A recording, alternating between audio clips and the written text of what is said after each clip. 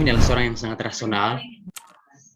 Kita kenal Platon adalah seorang yang sangat rasional, tapi banyak dia punya tulisan-tulisan juga berdasarkan mitos, seperti alegori gua, Atlantis, tentang surga dan neraka yang sudah dijelaskan oleh Romo Setio Wibowo tadi. Jadi walaupun walaupun hanya mitos, Atlantis, mitos rekan Platon, tapi juga banyak ahli-ahli yang masih mempercayakan sampai hari ini. Bahkan Hunting Atlantis tadi baru-baru 2022 ini masih mempercayai bahwa Atlantis itu ada di Bulgaria. Jadi beribu-ribu tahun mitos ini masih dipercayakan sampai hari ini bahwa Atlantis itu real, seperti itu. Oke, sekarang kita berdiskusi lebih lanjut. Bagaimana pendapat para sahabat circle sekalian tentang Atlantis. Memang dalam pemaparan Romo tadi ada pro kontra, ada ahli yang mengklaim bahwa Atlantis ada di Indonesia, dan yang terakhir ada di Bulgaria. Tapi berdasarkan perhitungan yang arkeolog juga Lutfi dan juga Romo Setio sebagai seorang ahli Platon Indonesia mengatakan bahwa itu hanya mitos belaka. Oke, mari kita diskusi lebih lanjut. Mungkin ada pertanyaan dari peserta diskusi malam hari ini kepada Romo Setio Wibowo.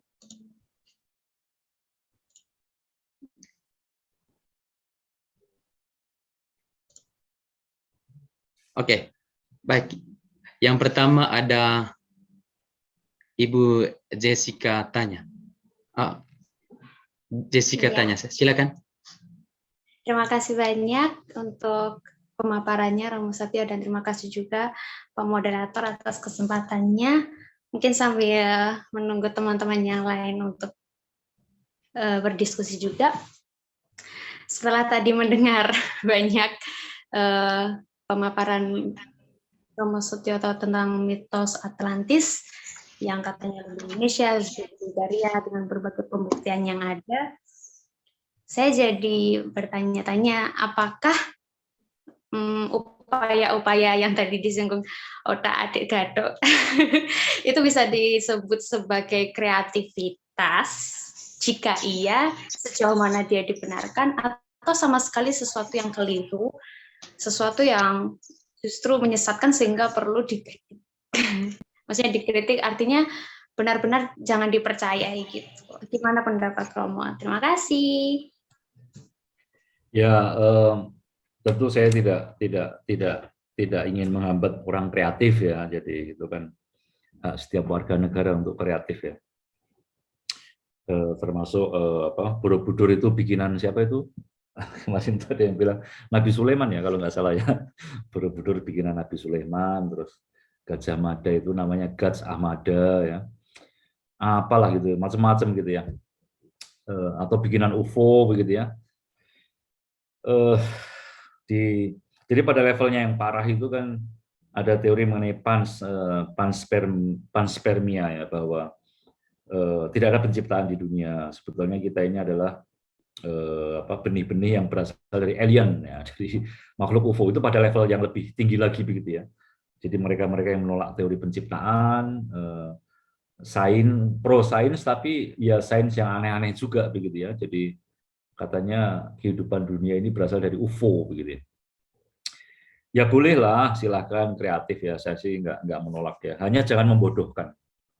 Jadi saya kira apalagi kalau kamu sudah dokter ya, kamu dokter itu kamu punya tanggung jawab ilmu ya.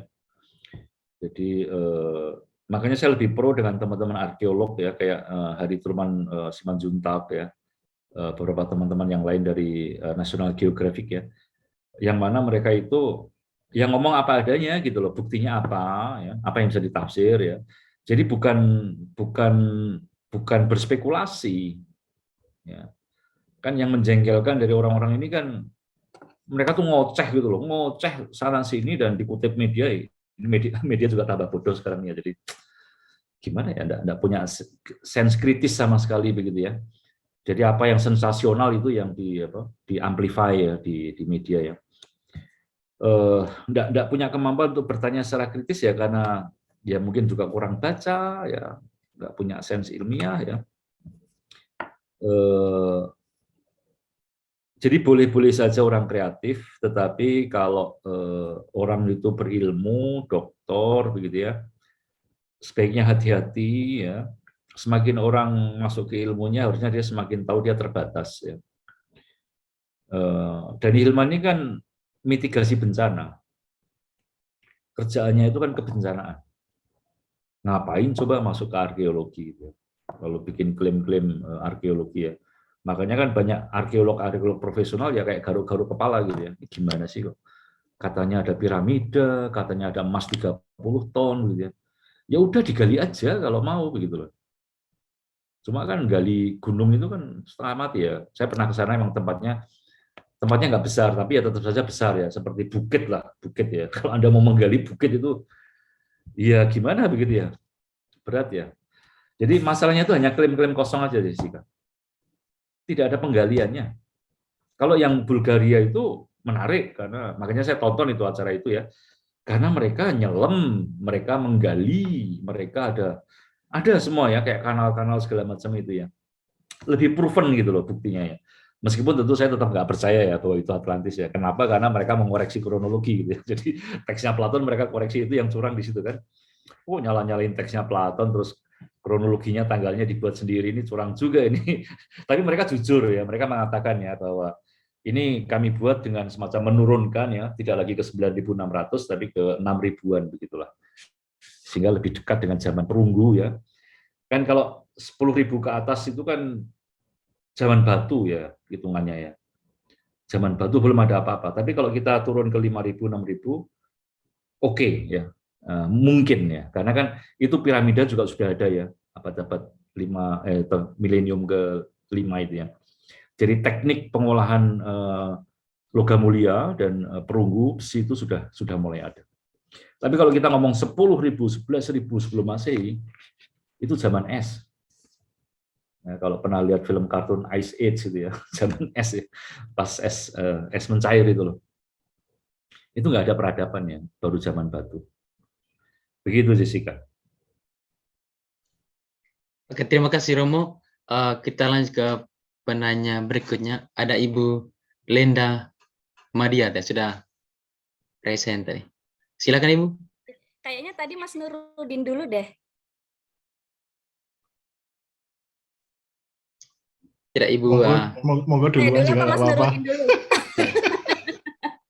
Saya ngalah nggak apa-apa, Mas Nurudin dulu aja. Tadi udah lebih dulu soalnya. Monggo Mas Nurudin, saya ngalah saja dulu.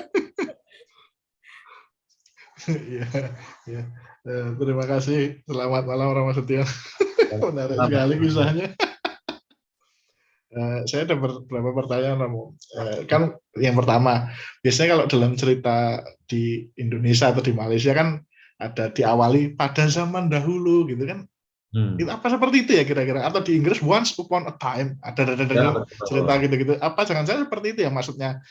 Tadi apa namanya Atlantis ya cuman ya zaman dulu sebenarnya maksudnya bukan mengatakan ada benar ya, itu cuman ya entah kayak gitu kan. Star Wars kan juga begitu, long time years kayak gitu kan. Jadi itu bukan bermaksud untuk apa namanya fakta, tapi itu mengatakan ya cuman cerita simbah-simbah lah gitu kan. Apa seperti itu Romo? Itu yang pertama. Yang kedua, kalau nggak salah saya pernah lihat di BBC itu, termasuk yang paling getol dulu ya mencari Atlantis itu Nazi. Betul itu Romo? Kan itu Nazi punya kalangan-kalangan yang mistik juga. Jadi kemudian katanya Atlantis itu yaitu nenek moyangnya bangsa Arya. Dan katanya mereka selamat, itu sebagian nggak tenggelam, tapi sebagian masih di Tibet. Makanya kemudian mereka mencari sampai ke Tibet, mana sih apa namanya asal muasal bangsa Arya itu. Nggak tahu ketemu atau tidak. Apakah itu dari dulu itu memang gimana ya, itu apa namanya lekat dengan okultisme atau semacam apa ya, keyakinan semacam itu. Nah tadi Romo Setio juga berbicara tentang metode ya. Di Indonesia itu kan ada yang malah jelas-jelas mengemukakan metodenya yang juga mistik gitu kan. Kalau ada gerakan kuda putih Turangga Seta atau apa yang percaya dengan kelompok itu ya. Dia mengatakan ada, kita pakai arkeologi yang lain, bukan arkeologi apa saintifik gitu kan. Itu salah itu. Sarannya dia kasih juga. Pertama bakar dupa, lalu diundang leluhurnya, lalu tanya jawab. Nah, itu yang benar. Kalau yang dokumen ya nggak sah gitu kan. Itu mereka ada itu di fish.com kalau nggak salah, mereka diwawancara itu gimana sih cara arkeologi mistis. Ya itu kami percaya begini. Nah, mungkin yang terakhir tadi kan saya pikir mereka memanggil arwahnya Platon ya. Langsung dengan Platon. Soalnya kan lebih jauh, mungkin lebih autentik di Indonesia. lebih tua dari Solon ini. Nah, kalau tadi soal alien dan lain-lain, saya pikir bahkan sekarang gotak-gadoknya lebih jauh. Jadi menghubungkan antara Atlantis, ada Sundaland, ada Lemuria. Nah, itu Lemuria itu yang dikatakan itu sebelum Atlantis, itu lebih maju lagi. Dan katanya mereka memang alien gitu kan. Manusia alien gitu. Ya salah satu buktinya katanya ya di piramid-piramid itu, dan mereka memang suka ya membuat asumsi konspirasi dengan mengatakan bahwa yang tidak mempercayai ini sebenarnya ingin menjadikan Indonesia itu terbelakang karena dianggap yang maju itu negara lain, Mesir, Yunani. Indonesia nggak pernah, padahal Indonesia itu yang lebih dulu, piramid yang bangun Indonesia, semua Indonesia, terserah mau dikatakan Nusantara atau apa. Saya nggak tahu juga itu apa ya alasan semacam itu ya, apa nasionalisme yang berlebihan kayak Nazi itu. Itu mungkin terima kasih. Saya mulai dari yang terakhir ya. Jadi itu menurut saya kenaifan, kemalasan, kebodohan ya. Jadi kan bahwa masa lalumu tuh hebat ya. Misalnya Mbah Canggahnya Nuruddin ini raja konglomerat gitu ya. Mbah Canggahmu itu wong sugih Nuruddin ya. Wong sugih, wong pinter ya, profesore 4, doktore 10 gitu ya. Apa yang menjadi sekarang harus jadi orang sukses?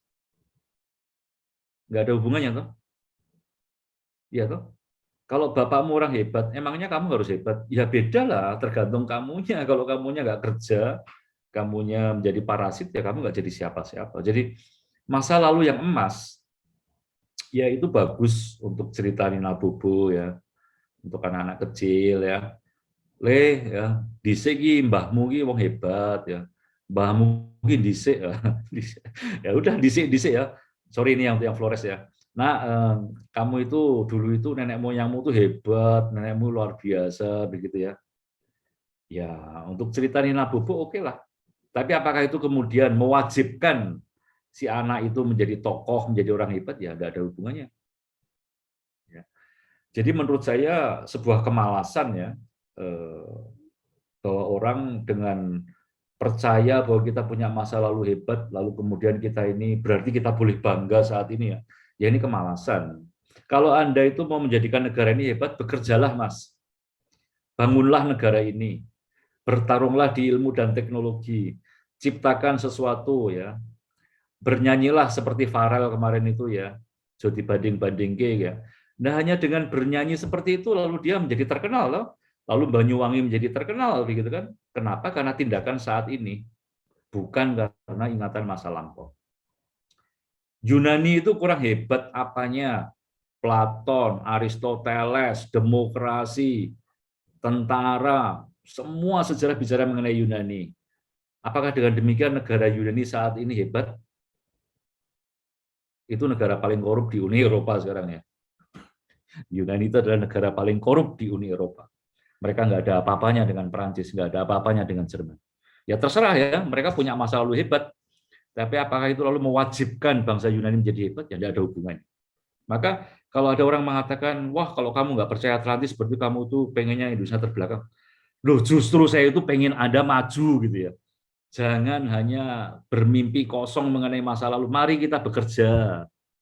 Tunjukkan sesuatu yang bisa kita lakukan. Kita bangun sejarah kita. Ya. Jadi saya justru bersikap sebaliknya ya. Jadi kalau Anda itu hanya memuji dulu, mari sekarang kita bikin sesuatu gitu. Ya kan? Benar kan Mas Nurdin ya. Jadi klaimnya kan dulu, klaimnya hebat-hebat, tapi kan dulu. Nah, saya gitu terus ngopo gitu. Sekarang faktanya Justru ilmu itu di Cina, ilmu itu di Eropa, ya. Jadi itu loh, karena kita malas, nggak mau ini, dan yaitu cenderung membodohkan diri sendiri.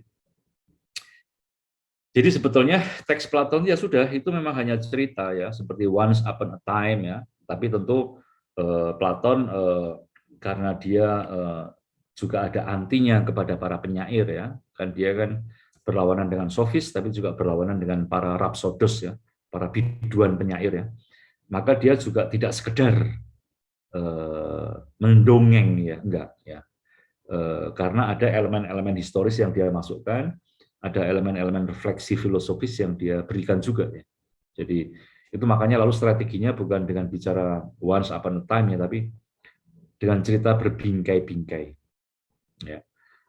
Seolah-olah sejarah, tapi dengan bingkai-bingkai itu ya, lalu kita tahu bahwa Yojane itu sejarah juga begitu.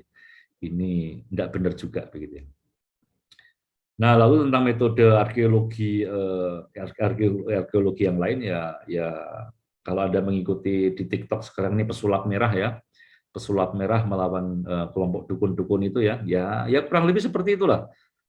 Pesulap merah lebih kredibel ya daripada yang metode alternatif tadi itu ya.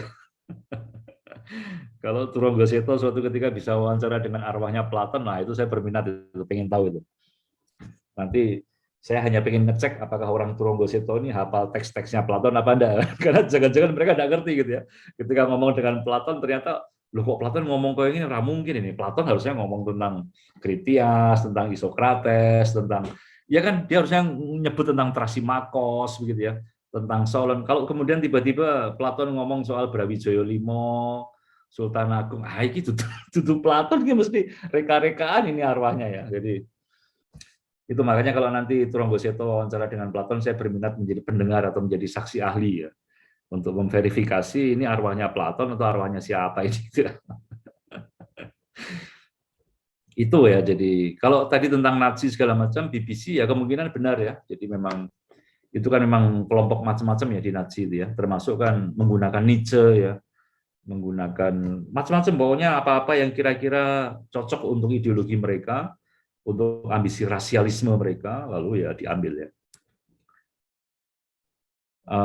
Terakhir tentang panspermia tadi ya, berarti memang mungkin kalau Lemuria itu ternyata adalah alien, ya memang itu masuk dalam kelompok teori konspirasi global ya, bahwa sebetulnya kita semua ini hanyalah mainannya alien. Ya. Jadi katanya kan ada yang bilang bahwa level-level energi itu loh. Jadi kalau level energinya alien itu sudah 10, kita tuh baru 3 ya. Makanya kita ini sebetulnya hanya mainannya mereka saja ya. Kita ini hidup dalam sebuah dunia simulasi begitu ya. Di mana alien-alien itu yang ya ini sebetulnya monoteisme versi pseudoscience gitu ya. Jadi sebetulnya masih mau percaya Tuhan tapi malu-malu begitu ya. Malu kalau percaya sama Tuhan, ya udah percaya aja sama Lemuria sama aliens begitu.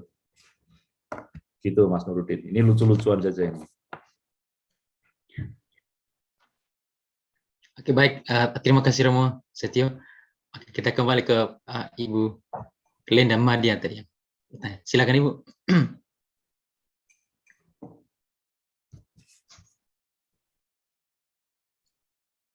Masih unmute Ibu? Oke. Ya. Sudah. Oke, baik.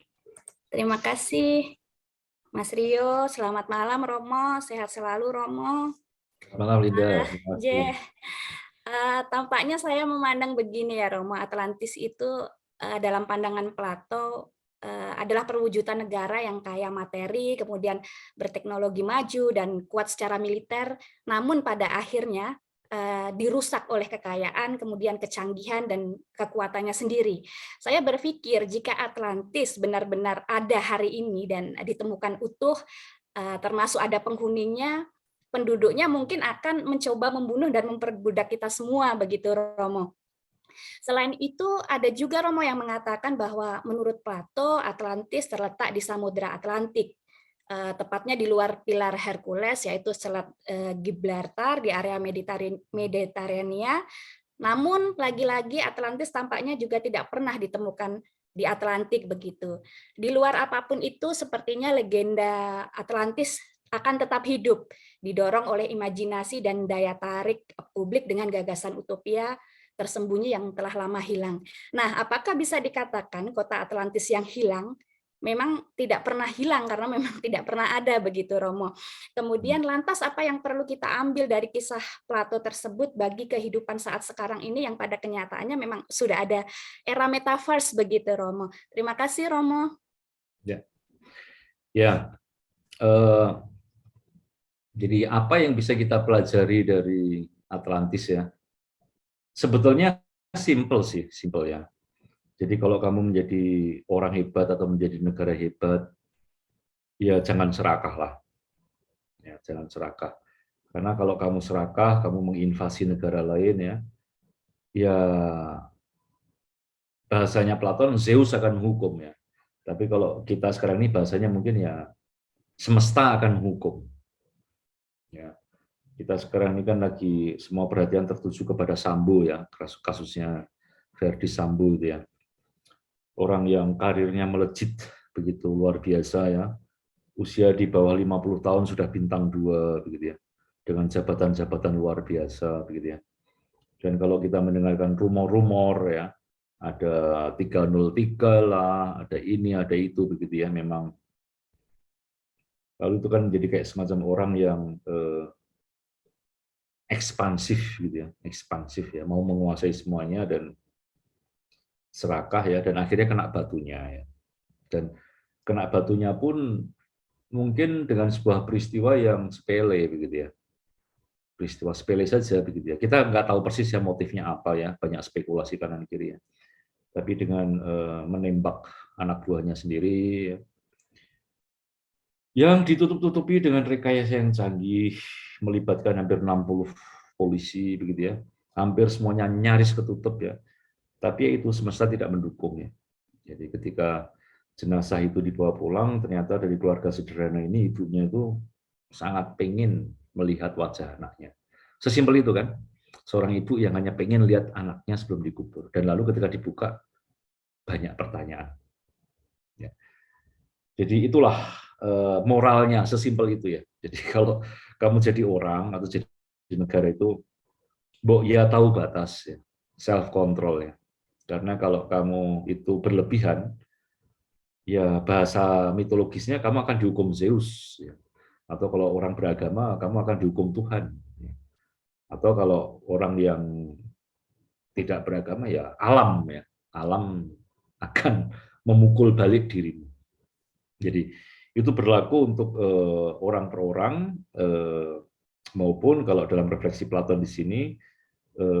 Mengapa saya berani mengatakan orang dengan Platon ya, karena memang cara berpikirnya Platon kan psikopolitik ya, psuke dan polis ya. Psuke itu jiwa manusia, polis itu negara. Jadi negara itu semacam ejaan besar dari jiwa manusia. Ya, jadi bagaimana kalau kita nggak bisa mengendalikan jiwa kita, ya kita akan tersungkur sendiri. Negara pun sama. Negara kalau tidak bisa mengendalikan diri, elemen-elemennya ya, elemen kekayaan, elemen militer ya, kalau itu nggak bisa dikendalikan, maka dia akan tersungkur sendiri. Kisah itu tampak misalnya ketika Jerman ya, di bawah Hitler ya, dengan kekuatan militernya ya, lalu tiba-tiba membutuhkan ruangan, lalu menyerbu negara lain untuk menguasai ya. Saking ambisiusnya, lalu pengen menyerbu Rusia juga, akhirnya mentok di sana ya, dan dipukul balik. Ya, lalu sekutu juga yang semula tidak mau urusan dengan Eropa, tiba-tiba menjadi berurusan dengan Hitler karena tiba-tiba Amerika Serikat diserang Jepang ya. Dan waktu itu Amerika kaget karena Pearl Harbor diserang begitu ya, hancur armadanya. Lalu Amerika dengan marah menyatakan perang kepada Jepang. Dan tanpa dinyana-nyana, setelah Amerika menyatakan perang pada Jepang, Jerman menyatakan perang pada Amerika. Padahal Amerika nggak ada urusan dengan Jerman ya. Jadi itu membingungkan juga gitu Hitlernya.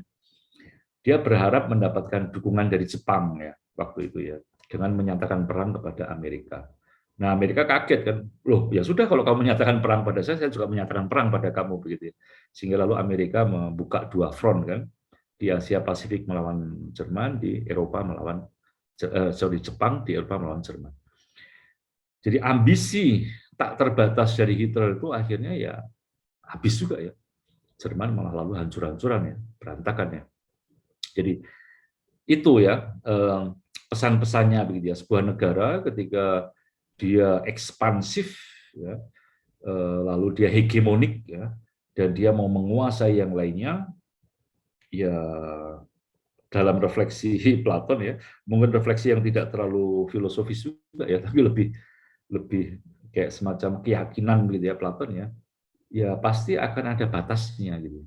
Kamu akan dihukum ya. Kita mengatakan Tuhan, orang lain mengatakan dihukum oleh semesta ya. Nah, lalu apakah Atlantis tidak pernah hilang karena tidak ada? Ya memang itu memang cerita ya. Itu cerita saja begitu ya.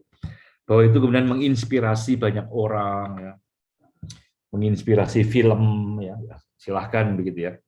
Atau menginspirasi lalu orang membuat novel ya. Silahkan begitu ya. Oh ya, mungkin saya sudah mengatakan minggu lalu ya, si Henry Manampiring kan bikin novel baru ya, Hitam judulnya ya, semacam reaktualisasi dari bukunya Platon The Republic, tapi dikontekskan di Indonesia begitu ya, Indonesia tahun 2045 begitu ya.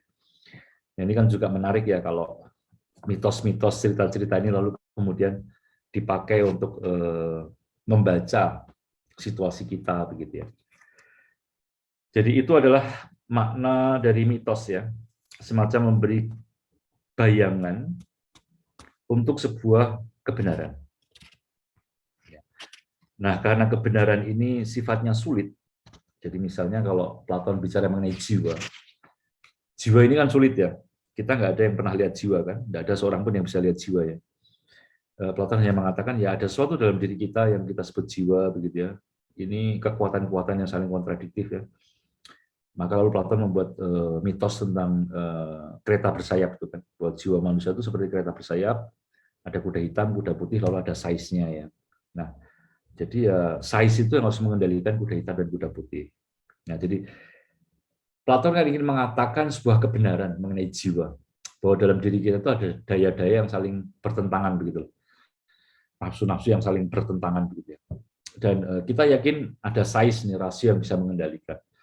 Jadi ini kan kebenaran juga, tapi kebenaran yang sifatnya tidak empirik ya, tidak bisa difaktualkan, tidak bisa juga begitu ya. Maka lalu Platon mau tidak mau mengatakannya dengan mitos.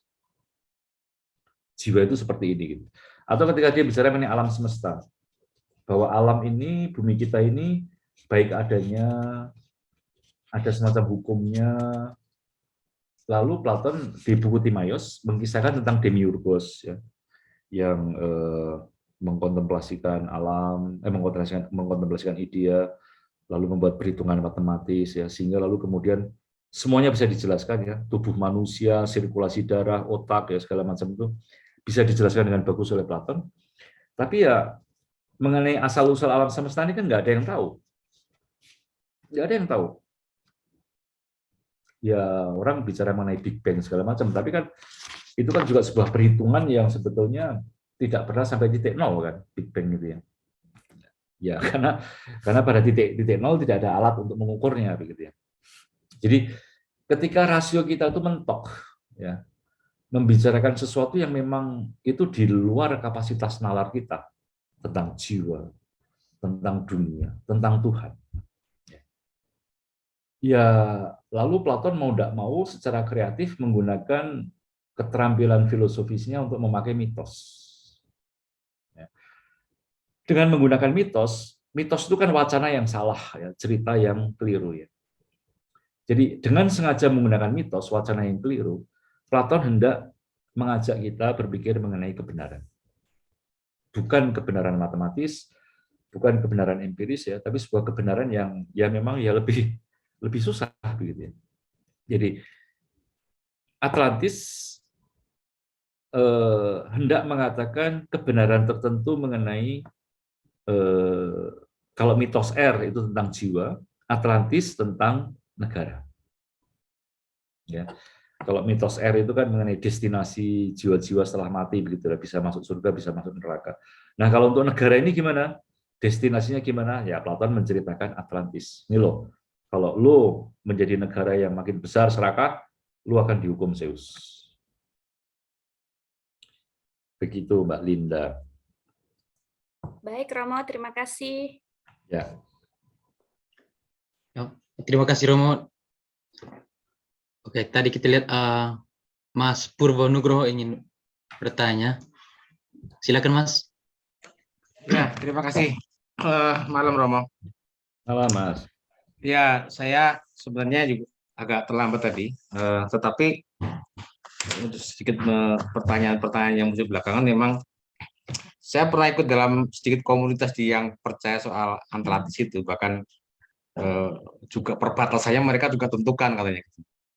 Dan kemudian semakin nggak masuk akal memang, kemudian nanti akan muncul di Atlantis yang tenggelam itu akan muncul peradaban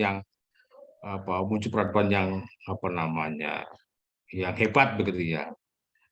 Pertanyaan saya bingung lah, bagaimana akan hebat kalau bisa munculnya sekarang dunia sudah semakin luar biasa seperti ini gitu loh.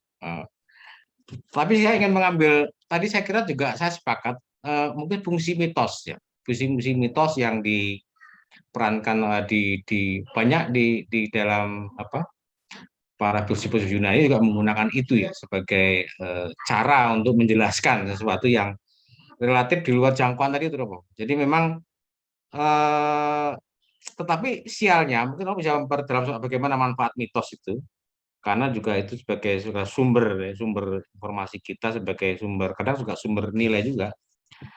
Tapi kemudian sialnya kita ini gejala apa ya, misalnya mitos itu kemudian hendak dimaterialkan, di material bentuk yang lebih material begitu ya. Misalnya muncul mengenai misalnya alasan orang tuh mencari-cari, ngorek-ngorek masa lalu yang seolah besar itu sebenarnya dimotivasi oleh apa gitu ya, misalnya macam-macam dari Romnas ceritakan soal berbagai sistem yang dianggap sebagai yang ideal gitu. Kalau di kita ini, kalau yang teman-teman Muslim mungkin adalah punya versi sendiri gitu ya. Yang Sunda ada Sunda Empire gitu.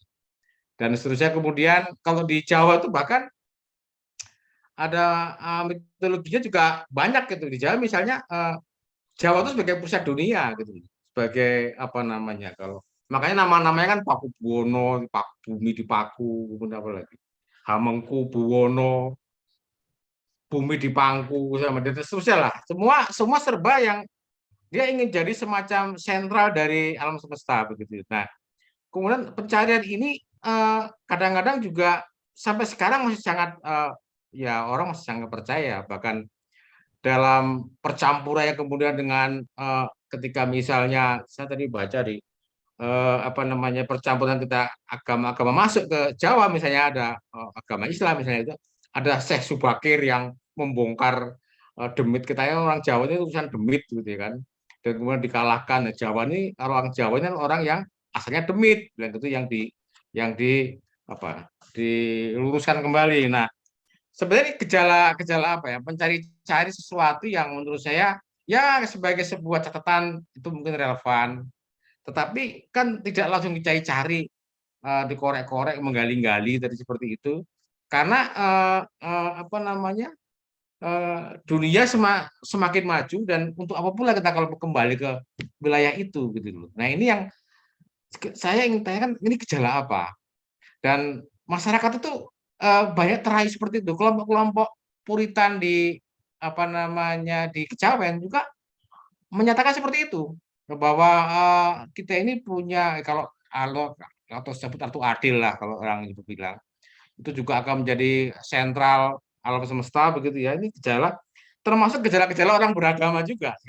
Gejala-gejala orang beragama ini kecenderungannya juga mencoba mengorek-ngorek gitu ya, mengorek-ngorek sesuatu yang yang sudah kita ketahui semua, tercatat misalnya semua agama juga mengalami kekelaman juga, kira-kira begitu ya. Kemudian tercatat, kemudian juga dia menyembunyikan kekelaman, kemudian menampilkan sesuatu yang dianggap utopis begitu, dan dianggap itu kebenaran. Dan itu untuk menempuh itu kadang-kadang juga kematian ditempuh. Saya kira kelompok radikal juga tidak segan-segan untuk menempuh jalan itu ketika utopia itu dirasa memang, atau memang frustasi masyarakat menghadapi dunia yang tidak terperkirakan ini, sehingga akan kembali, oh saya menghadapi dunia masa depan kayaknya tidak percaya diri. Oke lah, saya kembali ke masa belakang aja yang katanya dulu hebat, kira-kira begitu. Saya kira gitu, Romo. Mohon maaf agak panjang sedikit. Ya, masih Mas Purwo. Saya kira poin terakhir tadi soal frustrasi itu ya, saya kira kok itu menjawab sesuatu ya mengenai mengapa orang terobsesi ke masa lalu begitu ya. Kan usia-usia saya ini kan usia-usia reuni ya, sukanya reuni ya, dengan reuni teman SD lah, teman SMP begitu ya.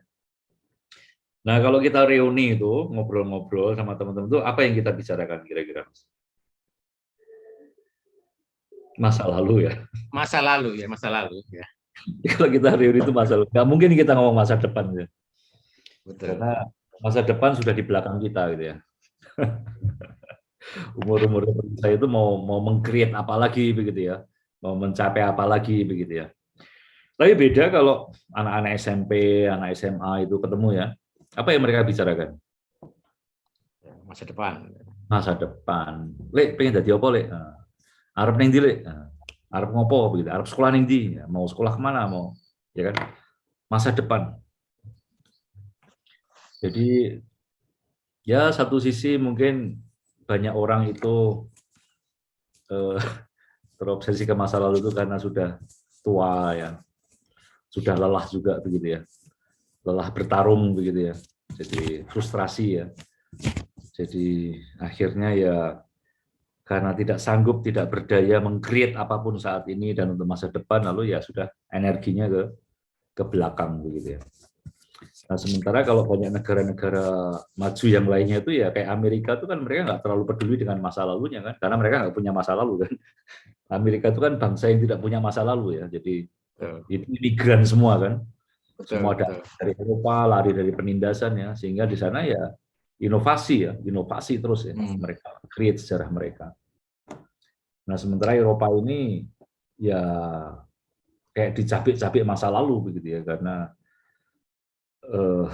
sejarahnya terlalu kental begitu ya, sehingga memang ya rasialisme, lalu kemudian bayang-bayang apa, jadi masa lalu itu bisa jadi baik juga diomongkan kalau itu untuk pertobatan, Mas, bukan untuk glorifikasi diri ya. Betul. Jadi saya kira kalau Eropa, karena ya kan kemarin ada kasus soal apa itu dokumenta itu loh, yang kelompok seniman taring padi yang pameran di mana di Jerman ya, lalu menimbulkan polemik ya karena antisemit kan, sehingga lalu sampai direkturnya itu juga mundur segala macamnya. Nah kalau orang kayak Jerman, orang Eropa itu mereka terobsesi dengan masa lalu karena ingin mengoreksi ya. Bahwa kita nggak boleh lagi menjadi rezim fasis dan rasialis seperti ya. ya. Kita nggak boleh lagi menjadi negara imperialis ya. Lalu kita harus minta maaf dengan masa lalu. Jadi kalau terobsesi ke masa lalu untuk mengoreksi karena demi masa depan, demi anak cucu masa depan, saya kira itu oke lah. Tapi kalau kita terobsesi ke masa lalu seperti Hitler ya, mencari-cari asal mula Atlantis atau mencari-cari asal Arya, itu ya itu tanda-tanda frustrasi ya, tanda-tanda tidak percaya diri ya, tanda-tanda sudah lelah juga ya, tanda-tanda sudah tidak melihat masa depan gitu ya. Jadi jawaban spontan saya seperti itu, Mas ya. Jadi sebetulnya ada sih refleksi menarik tentang masa lalu dari mana Ricoeur ya, tapi saya lupa itu persisnya ya. Jadi masa lalu kalau itu untuk glorifikasi diri, itu menunjukkan kita ada kekurangannya. Tetapi kalau masa lalu itu justru untuk mengoreksi diri, itu justru menunjukkan kita ada kekuatan. Ya. Misalnya kalau kita di Indonesia ini kan satu yang masih kelam di kita itu kan G30 SPKI itu ya, 65 itu ya. Itu kan masa lalu yang kita nggak berani menatap. Berani. Nggak berani kita diskusi terbuka. Ada apa sebetulnya? Siapa korbannya? Siapa pelakunya? Ya. Jadi orang Indonesia ini aneh. Maunya kalau bicara masa lalu itu masa lalu yang hebat, yang emas. Gitu ya. Jadi kalau masa lalu yang kelam, seolah-olah itu bukan bagian dari dirinya. Jadi menunjukkan ya kita kurang pede lah sebagai bangsa. Itu Mas, tapi sekedar ide-ide spontan ya. Jadi Ya, saya kira terima kasih Romo atas ininya. Ini memang ini masih jadi pergulatan juga. Terima kasih Romo. tapi yang tadi yang Mas cerita itu bahwa pernah ikut kelompok Atlantis terus gimana itu? Ujungnya gimana? Iya, saya gini. Saya nggak di kelompok diskusi sebetulnya nih dulunya tuh tapi kan orang aktivis tua begitu ya. Lama-lama kumpul sama orang tua tuh mau ngajak mensurvei tempat perbatasan Atlantis itu yang katanya di ujung dekat Banyuwangi sana. Saya bingung saya ini kok apa iya. Nah, dan mereka mempercayai dan cilakanya itu bukan orang-orang yang orang-orang puritan betul ya. Ini memang orang-orang terpelajar, satu orang dari ITB, satu IPB. Ya universitasnya bagus-bagus lah kira-kira begitu. Waduh, ini mau nyari apa saya bingung juga gitu. Sampai akhirnya saya memutuskan dia nggak ikut gitu loh. Jadi ya, tapi mereka sangat percaya itu gitu loh. Bahwa peradaban kita itu punya peradaban yang luar biasa, tetapi saya nggak yang dia cek itu kan simbol-simbol peradaban ya, misalnya budayanya, tapi tidak dalam bentuk-bentuk nilainya apa sih peradaban itu gitu loh. Nggak ada disebutkan nilai apa, kemudian bagaimana mereka berpikir, bagaimana mereka melakukan sebuah tindakan gitu, nggak disebutkan. Ini memang sekedar kayak simbol kehebatan kayak misalnya menemukan candi yang besar gitu ya, atau menemukan gunung yang gede gitu ya. Nah itu tuh cuma itu aja. Kalau klaim-klaim tadi itu ya, Jawa menjadi pusat dunia ya, itu sebetulnya saya kira setiap bangsa sama ya. Setiap bangsa itu punya klaim yang sama. Jadi di Yunani itu kuil Delphi yang menjadi tempat beribadat ya orang-orang Yunani zaman Socrates, Platon ya, itu disebut sebagai ombeliko. Ombeliko itu apa? Pusar ya, udel ya, pusarnya dunia. Jadi orang Yunani pun percaya bahwa Delphi itu adalah pusarnya dunia. Ya, jadi saya kira tiap bangsa itu ya percaya bahwa mereka adalah pusatnya dunia. Ya. Jadi ya orang Jawa saya kira perlu piknik sedikit ya, jalan-jalan ke Yunani, ya, mendengarkan bagaimana orang Yunani cerita. Oh katanya pusat di situ, oh bukan di Gunung Tidar atau ternyata, oh bukan di Delphi mas, kan? Kita harus jalan-jalan ke mungkin ke Flores ya, mungkin orang Flores juga percaya nih bahwa pusat peradaban di Flores. Ya. Enggak apa-apa. Karena bumi itu bulat, jadi di mana-mana bisa sebenarnya. Ya. Oke, terima kasih Romo. Ya, sama-sama. Baik, silakan Romo. Ya, terima kasih semuanya untuk teman-teman Sirkos ya. Jadi kita sudah bicara mengenai politik, filsafat politiknya Platon dengan dimensi pedagogisnya ya, paideia, dan diakhiri dengan dimensi mitisnya ya, dimensi mitosnya ya. Dan di Platon memang dimensi rasional dan dimensi mitologis ini memang jadi satu ya. Ini yang membuat Platon itu tidak pernah selesai dibaca ya, selalu menantang begitu ya. Dan apalagi ketika ada orang-orang yang lalu berusaha mencari validasi di lapangan begitu ya, itu menjadi makin menarik, semakin ya lucu juga begitu ya. Tetapi itulah kekuatan pemikiran Platon. Jadi semoga teman-teman lewat 3 sesi kuliah filsafat politik Platon ini bisa menjadi lebih cerah juga dalam